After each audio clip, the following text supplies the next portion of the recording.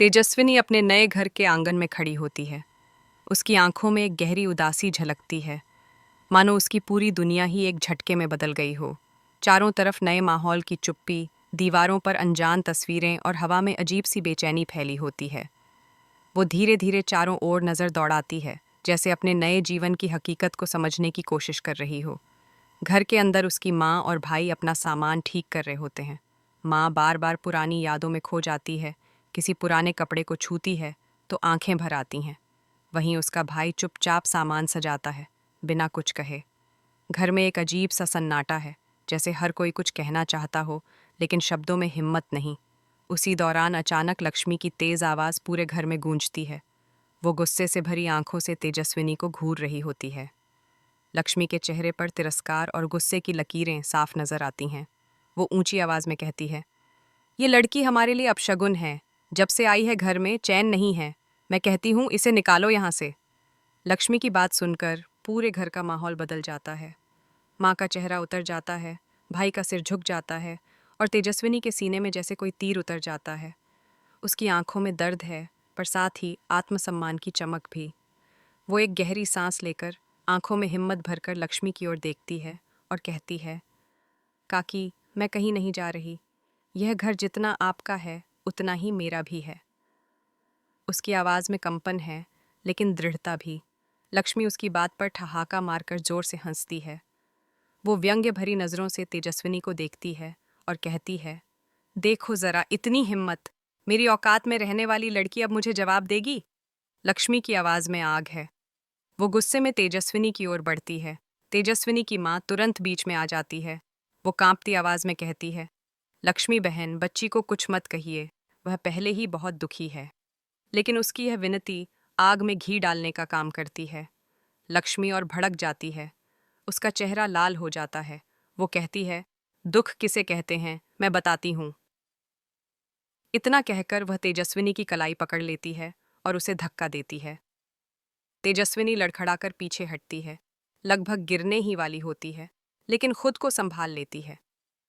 उसकी आंखों में आंसू आ जाते हैं, पर वो उन्हें बहने नहीं देती। वो सीधा लक्ष्मी की आंखों में देखती है और दर्द भरी आवाज में पूछती है, आपकी यह नफरत कब खत्म होगी काकी? यह सवाल जैसे लक्ष्मी को और भड़का देता है। वो चिल्लाती है, जब तू इस घर से चली जाएगी। वो बात पूरी भी नहीं करती कि दरवाजे पर एक साया दिखाई देता है। वो है नील। नील दरवाजे पर खड़ा सब कुछ देख रहा होता है। उसका चेहरा गुस्से से तमतमाया हुआ है।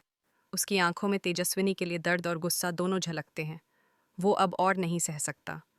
तेज कदमों से अंदर आता है और ऊंची आवाज में चिल्लाता है, बस, बहुत हो गया। उसकी आवाज पूरे घर में गूंज उठती है। लक्ष्मी और बाकी घर वाले चौंक कर उसकी ओर देखते हैं। लक्ष्मी उसे घूरते हुए कहती है, तू क्यों चिल्ला रहा है नील? नील की आंखें लाल हो जाती हैं। वो दहाड़ते हुए कहता है, क्योंकि आप हद पार कर रही हैं काकी। उसकी आवाज में इतना गुस्सा है कि सब सन्न रह जाते हैं। वो तेजस्विनी की ओर देखता है, जो रोने को मजबूर है, लेकिन अपने आंसू रोक रही है, जैसे खुद को कमजोर नहीं दिखाना चाहती। लक्ष्मी कुछ कहने ही वाली होती है कि नील अपना आपा खो देता है। वो आगे बढ़ता है और जोरदार थप्पड़ लक्ष्मी के गाल पर मार देता है।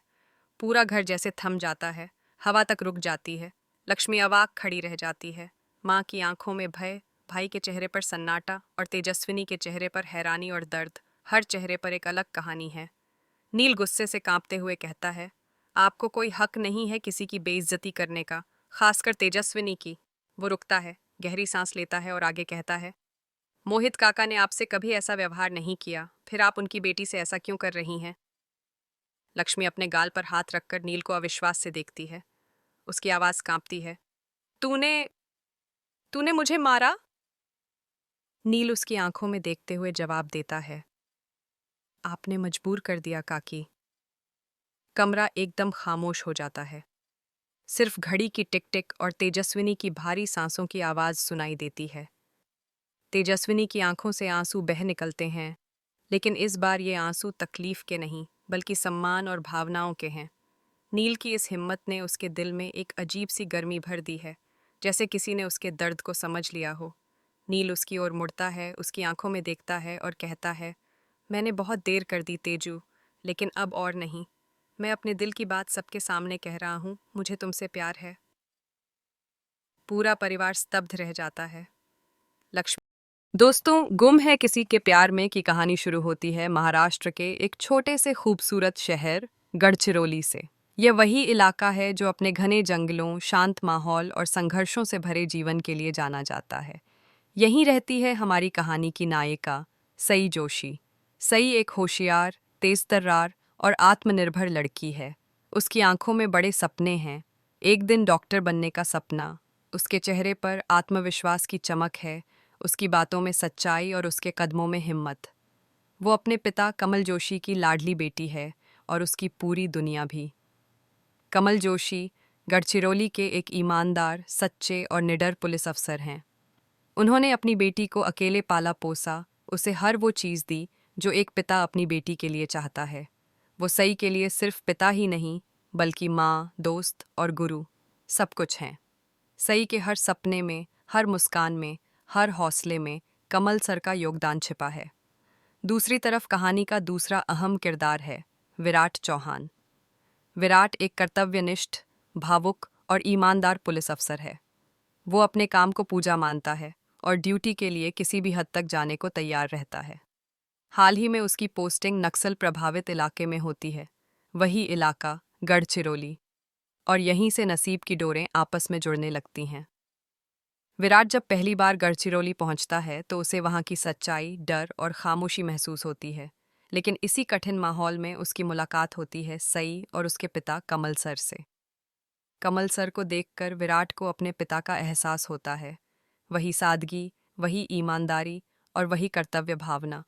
कमल सर जैसे उसे यह याद दिलाते हैं कि पुलिस यूनिफॉर्म सिर्फ जिम्मेदारी नहीं, बल्कि लोगों की उम्मीदों का प्रतीक है। सही शुरुआत में विराट को बस एक पुलिस अफसर की तरह देखती है, एक ऐसा इंसान जो सिर्फ अपने काम में डूबा है, जो सख्त है, अनुशासन प्रिय है। लेकिन जैसे जैसे वह विराट के स्वभाव को समझती है, उसकी ईमानदारी, संवेदनशीलता और सच्चाई उसे भीतर तक छू जाती है। वह देखती है कि यूनिफॉर्म के पीछे एक ऐसा इंसान है जो दिल से दूसरों के लिए सोचता है। फिर आता है वो पल जो सई की पूरी जिंदगी बदल देता है। नक्सलियों के एक हमले में कमल सर शहीद हो जाते हैं। यह हादसा जैसे सई की दुनिया उजाड़ देता है। जिस घर में हर सुबह हंसी की आवाज़ गूंजती थी, वहां अब सन्नाटा पसरा है। उसके सारे सपने, उसका हौसला, उसका भरोसा, सब कुछ एक पल में बिखर जाता है। सई टूट जाती है, अकेली पड़ जाती है। और ठीक इसी मुश्किल घड़ी में विराट एक इंसान के रूप में, एक सहारे के रूप में उसके जीवन में खड़ा होता है। कमल सर के आखिरी शब्द विराट के दिल में गूंजते रहते हैं, मेरी बेटी का ख्याल रखना। ये शब्द जैसे एक जिम्मेदारी नहीं, बल्कि एक वचन बन जाते हैं। विराट के सामने अब एक बहुत बड़ा फैसला होता है। वो जानता है कि सई अकेली है, असहाय है और उसके सपनों को किसी सहारे की ज़रूरत है। वह एक कठिन निर्णय लेता है, सई से शादी करने का। लेकिन यह शादी किसी रोमांटिक भावना से नहीं, बल्कि कर्तव्य और वचन की भावना से की जाती है। ये रिश्ता शुरू से ही अलग होता है। इसमें प्यार नहीं, लेकिन परवाह है। इसमें दूरी है, लेकिन दिलों में सम्मान भी है। दोनों के बीच की ये डोर बहुत नाजुक है। एक तरफ सई को लगता है कि विराट ने सिर्फ जिम्मेदारी निभाने के लिए शादी की, और दूसरी तरफ विराट खुद भी मानता है कि सई के साथ उसका रिश्ता फर्ज है, न कि इच्छा। दोनों एक साथ रहते हैं, लेकिन दिलों के बीच दीवार खड़ी है। एक तरफ सई अपने डॉक्टर बनने के सपने में खोई रहती है, तो दूसरी ओर विराट अपने फर्ज को निभाने में व्यस्त। उनके बीच जो रिश्ता है वो अनकहा है, न सामाजिक रूप से सामान्य, न भावनात्मक रूप से पूरा। फिर भी समय के साथ कुछ बदलने लगता है। वो अनकहा रिश्ता धीरे धीरे एक नरमी, एक लगाव महसूस करने लगता है। सई के गुस्से में भी अब अपनापन झलकने लगता है, और विराट की सख्ती में भी स्नेह की हल्की सी झलक आने लगती है। वो दोनों शायद खुद नहीं जानते कि कब एक दूसरे के लिए मायने रखने लगे। कर्तव्य के नाम पर शुरू हुई यह कहानी अब भावनाओं की कहानी बनने लगती है। पर किसी को भी इसका एहसास नहीं होता कि कब ये फर्ज प्यार में बदल गया। विराट कई बार सई को देखकर मुस्कुराता है, लेकिन खुद से यह बात छिपा लेता है। सई भी जब विराट के जज्बे को देखती है तो उसके दिल में एक अजीब सी गर्माहट पैदा होती है।